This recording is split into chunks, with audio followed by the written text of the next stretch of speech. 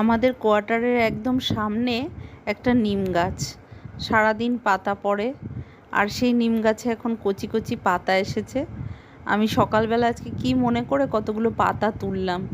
ঘরে বেগুন শুকোচ্ছিল, বেগুনগুলোকে একটু ছোট ছোট করে কেটে নিলাম, আর একটু টাটকা বেগুনও দিলাম। দুটো মিলিয়ে একটু বেগুনটাকে তেলের মধ্যে ভেজে নিলাম। যখনই নিম পাতা ভাজা করি তখনই আমার কড়াইটা নিয়ে খুব চিন্তা থাকে যে নিম পাতা ভাজার পরে কড়াইটা মাজলেও যেন তেতো যেতে চায় না, তেতো যেন থেকেই যায়। ওই জন্য আজকে আমি কি করলাম, থালা, একটা অ্যালুমিনিয়ামের থালার মধ্যেই ভাজলাম, একটু ঘি দিয়ে আর একটুখানি বিট নুন দিলাম।